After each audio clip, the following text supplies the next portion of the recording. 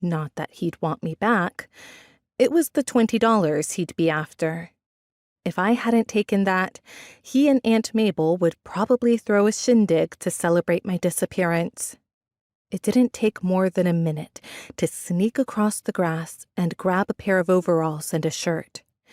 I picked the oldest and shabbiest ones on the line. Surely nobody'd miss them or want them either. Least I hoped not. I didn't like stealing. But how else was I going to get a disguise? I sure couldn't afford to leave one of my gold coins in exchange for some raggedy old clothes. As soon as I was safe in the woods, I slipped out of my dress and undergarments. Never in my life had I been stark naked outside in the moonlight. Whooping like a banshee, I kicked up my heels and did a little dance to celebrate my freedom. Caesar ran around in circles, wagging his tail and grinning. He was just as happy as I was. When a cold breeze tiptoed up and down my bare spine, I gave up dancing and shivered into my new clothes.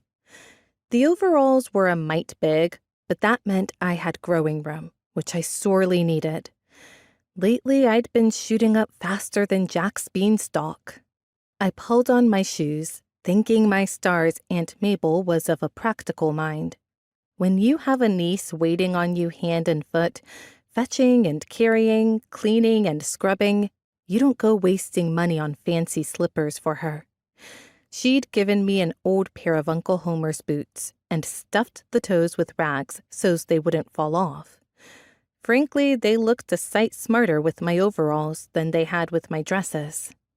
Next, I used my jackknife to hack off my braids.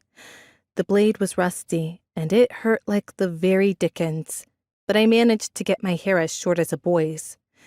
The only thing I saved from my life as a girl was the locket hanging around my neck. Inside it were Mama's and Papa's pictures. As long as I kept the chain hidden under my shirt, nobody would see it. Gathering up my dress, petticoat, and braids, I carried them to the railroad bridge just outside Clark Summit and tossed them over the edge. When my dress hit the water, it puffed up with air as though someone was still wearing it. I watched it float away, taking my old self with it. An odd sensation, but not altogether unpleasant. "Goodbye, Eliza Yates," I whispered.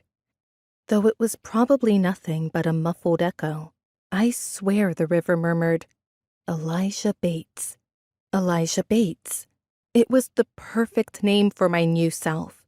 Enough like Eliza Yates to make it easy to remember, yet fit for a boy.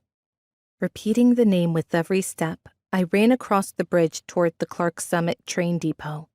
Caesar raced ahead, looking back every now and then to make sure I was still behind him.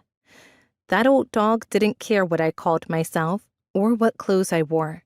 Eliza Yates or Elijah Bates, I was the one he loved best in the whole wide world.